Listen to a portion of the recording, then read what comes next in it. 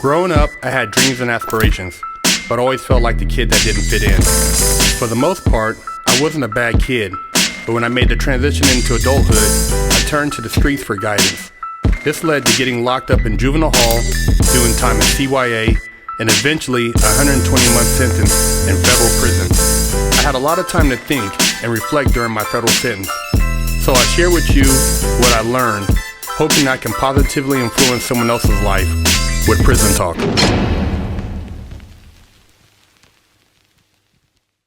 What's up? Big Herc 916, and you're getting down with another Fresh Out Prison Talk. I was reading through the comments, and somebody was asking about what is the most depressing thing about prison. And there's a multitude of things that make prison depressing. Being away from your family, lack of freedom, the racism, the politics, dealing with the guards, the horrible food.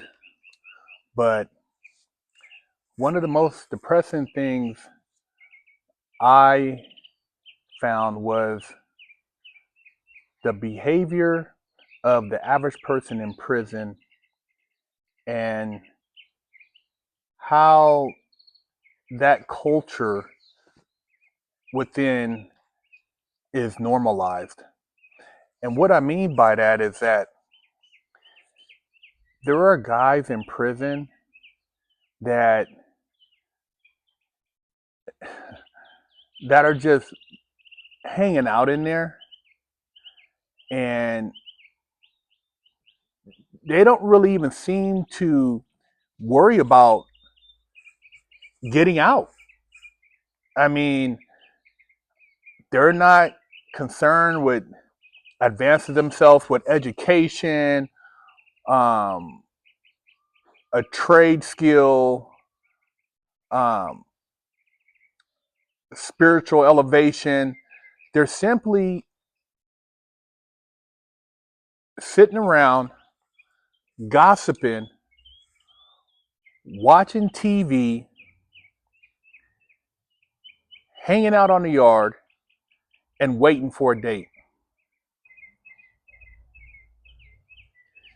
And when you talk to these people and you appear to have any sense of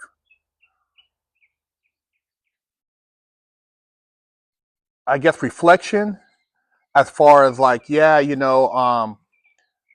realize I made a mistake, but I'm gonna see if there's any action as far as maybe getting extra good time, or if I can get a prior knocked off and then go back to court and maybe get resentenced. They look at you crazy, like they get mad at you because you're making an effort, but they're content and they want you to be as content as they are. It's a very sick mentality in there, man. And when people see that you are slightly more ambitious than they are with your freedom, it gets dangerous. And so the most depressing thing is just how that's normalized, and how a lot of these guys have accepted that as just a part of their reality. And I guess God, he woke me up immediately. He woke me up as soon as I got the cuffs on me on the beach in Ventura after the high-speed chase. He woke me up, and when I went to Ventura County Jail, and then from Ventura County Jail to MDCLA, and I started looking around and talking to people, I realized, man, I effed up, man. I really effed up. I put myself in a horrible situation as far as with the choice I made. And this was the company I was going to be around for the next decade. And the conversations You know, most of the people that you run across in prison, I guess, unless you're from a gang or from a hood, or you know, you're around a bunch of guys that are going in and out of prison, you're never going to see most of these people in your life. Everybody socializes in different circles on the street, and you can live 2 3 blocks from somebody on the street and never see them because of just the patterns you move in. And I knew people that knew of people I knew in prison, but I didn't really know anybody in prison per se, um, outside of my co-defendants. And when you're talking about trying to stimulate your mind, I'm a really big person on good conversation that makes me think and question things I believe in, so that I can better my own perception or elevate my own perception and consciousness. But in prison and in jail, that's looked down upon. Guys frown upon you if you're somebody who's um, articulate, somebody who uh, read a lot of material. That's why most of the guys who are really smart in prison are quiet. They don't talk to a lot of people. They don't expose their intelligence for fear of being ostracized or possibly conflict, because the average person in prison is very low frequency, and they're confrontational, and their coping mechanism skills are borderline barbaric. So you're not going to be able to really have a decent conversation without it going to a point where you might almost be fighting that person. And it's a lot of times it's over stupid stuff, things that you would have at maybe a gathering on the street and learn from. In prison, the person on the other side feeling like you're trying to talk above them usually wants to get violent with you because they feel like they have an inferiority complex. But to say like the topic, back to the topic, what's the most depressing thing? I think just human interaction. I mean, even in prison, I was able to find a few good friends, and I still keep in touch with those guys today. Good guys who taught me a lot. I learned from, but none of the people that I maintain communication with, that I was friends with in prison, want to pretend to be convicts on the street. So when you see people bragging about, what line they were on, and the cell block they were on, and the material stuff they had in prison, really? You had a big TV and a PlayStation in prison, or you had the fresh Nikes on the yard? You're in prison.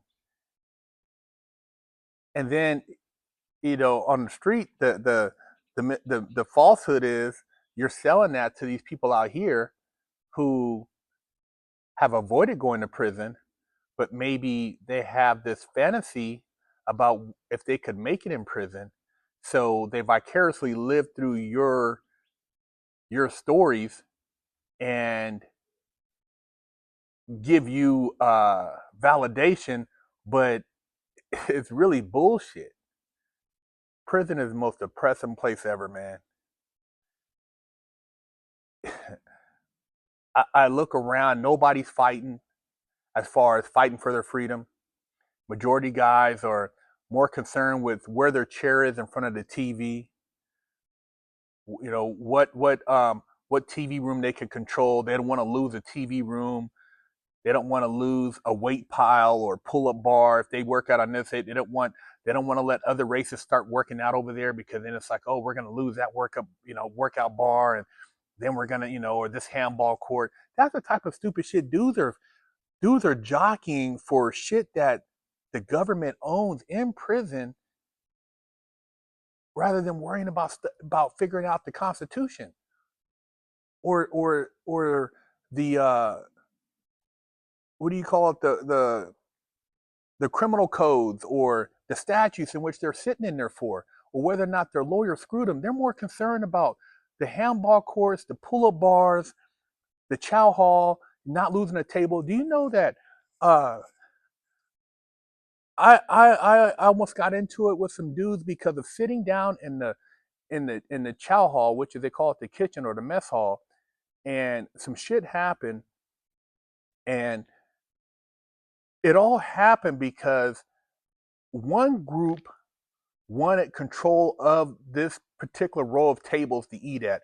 And you're talking about just eating. So imagine going to In-N-Out Burger and, this mixture of people, but you're sitting here and somebody says, you can't sit here. This is for reserved for this group of people, but there's tables everywhere, but they don't want you to sit over here.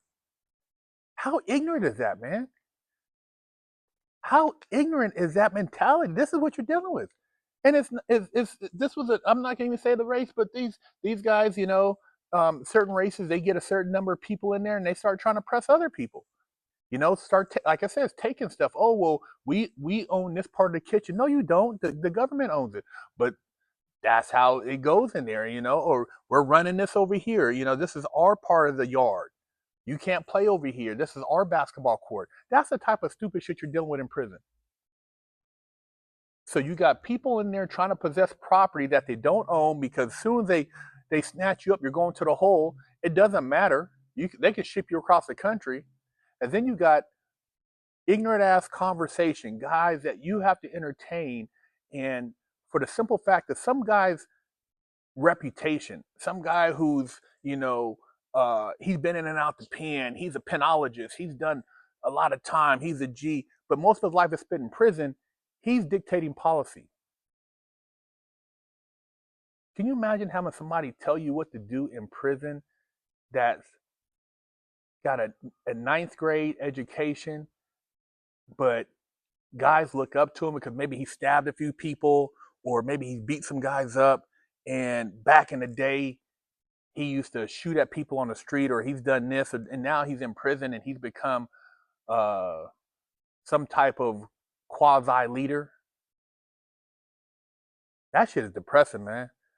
I used to see that, like, hey, you got to go to the yard. Oh, all the blacks on the yard. Oh, all the whoopty wops over here. Oh, your people from Northern Cali over here. You got to, and you look at, man, I don't know these dudes. And within that circle of people, a lot of them are pieces of shit, but they want you to gather with them and put yourself in a box with all these other people that you don't know and you don't have the same values. And most of these guys, given opportunity, they would do something to you in prison. The only reason I didn't have a lot more issues in prison was because of my size, man. The fact that I was in decent shape and I was pretty athletic, and I could still dunk a basketball back then.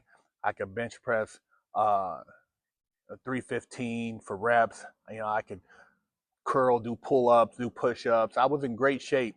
I could run, still do the mile under 9 minutes. I was in good shape, and so these other guys, most of them, if they were active, you know, street dudes, their diet and everything was shit. I didn't drink alcohol. I didn't smoke any weed. I ate good food. I watched my diet. I worked out regularly. So when I came to prison, I was in great shape. Most of these guys are the best shape they're in is in prison. These guys go to prison becomes like workout. Now they're workout guys. I was working out, been working out since I was 14.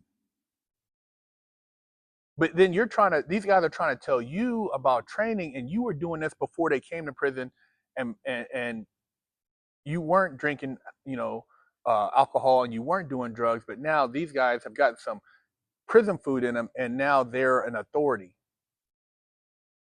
It's backwards, man. So I tell you to stay out of there, man. I tell you to stay out of there. I don't glorify it.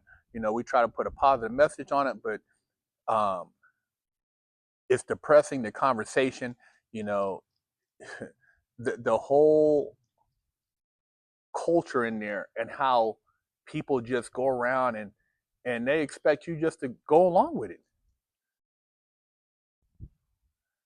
The only way you win in prison is by being a loner, man, and and really fighting for your freedom.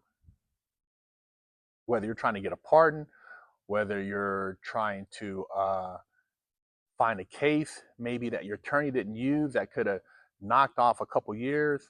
I mean, that's the only way, man. I feel like, I don't know. It's just like, I can't imagine what a slave was going through, but just to sit there and pick cotton and to work the fields all day, and to think that if you thought about escaping, that another slave was going to tell on you, if he felt like you were going to try to leave the plantation. And that's what it is in prison. These guys literally don't want you to leave the plantation. If you got a plan to try to get out, as far as, oh, I'm gonna file this brief, I got somebody on the street looking this up, or I got a paralegal helping me, or I'm doing this. Those dudes, because they're not going anywhere by choice, because they're of course you're physically locked up, but mentally they're not looking for any type of avenues of relief. They don't want you to look for any relief either. So imagine I guess a person on the plantation, and they're sitting there and they're just working, and they're kind of, they become complacent with the daily activities, but they see you, and you're kind of doing things, and maybe you're hiding stuff to do it, and they're like, man, I hope you ain't thinking about leaving massa. I hope you ain't thinking about trying to run from this place, because ain't nobody ever made it from here. Massa, he find you, you know what's gonna happen. And what would happen?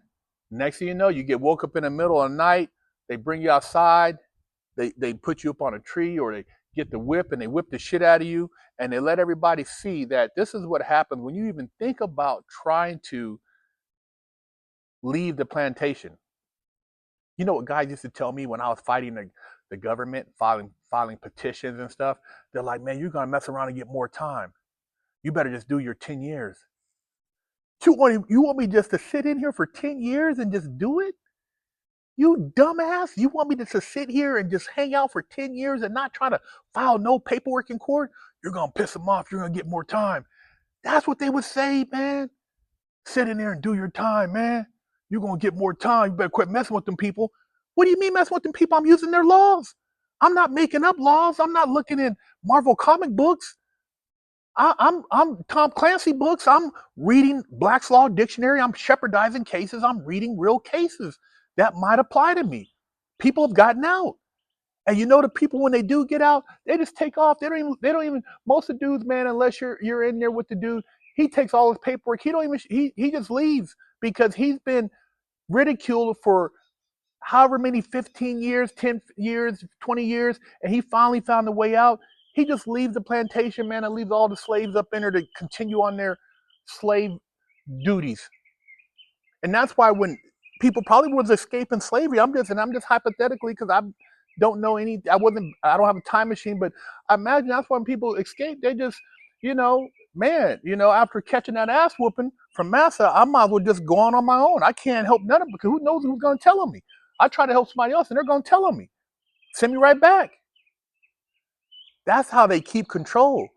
That's why there's no fighting in prison as far as to get out. I mean, the dudes they're not uh, uh, doing sit-ins for more wages in there, for regular wages. They're not doing sit-ins in there for better food. Here and there they do, but for the most part, guys are just going along with it, and that's why the guards are able to abuse them and do all this different stuff, because most guys don't know how to file paperwork. And when you do have a guy who's somewhat capable of filing affidavits and grievances and different things like that, they ship that guy out. They're like, hey man, you stop filing this paperwork, we'll send you to a camp.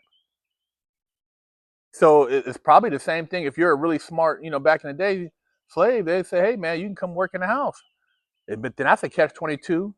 You go to the house and you're busting the missus cheeks, and you know, you got some other shit going on, and that can get you caught up. But that's the prison, man. The depressing thing is it's just like the mentality of the guys in there, and somebody said it before, a loser mentality. And you're in here with me, so just hang out and shut your mouth and do what you're told and do your time. That's what the guy. And I'm saying that not from the guard. I'm saying this is from other inmates. Hey, man, just shut your mouth, quit fight, just do your time, man. I'm doing mine. They call that convict mentality. Yeah, don't follow anybody who promotes that convict mentality. Anybody who's running around wants you to look like a convict or pretend to be anything to do with that, man. Look, go get you a tie, a button collar shirt, and it will attract a different energy. But stay the hell away from anybody who talks about that convict bullshit, man. That's what's depressing about prison, man, and jail. Dope fiends in there, you know, these guys now there's uh, a group of them, and now the dope fiends are calling shots. A dope fiend, a guy who was an addict on the street, comes to prison. He's a superhero. It's sad, bro. It's sad and it's depressing. And whenever I think about like my worst day on the street, I just think about those people in there, and I'm like, you know what? I'm cool. I'm glad I'm on the streets, and even if I feel like sometimes I'm lonely, it's all right. At least I'm not around that type of mentality. Leave a comment, share the channel. Big Herc 916 getting down with Fresh Out Prison Talk.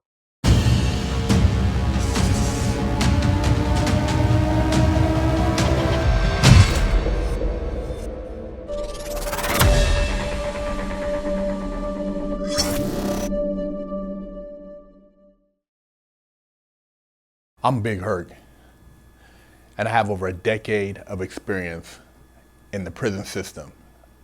Yeah, I've done a lot of time, made a lot of stupid mistakes, but that's why I'm here with you today, educating you on the Mastermind program by Fresh Out. See, they don't give you a manual when you go to jail on how to survive. They don't tell you how to go take a shower, where to sit at when you go to chow, what to do when you have mail call, how to handle your commissary.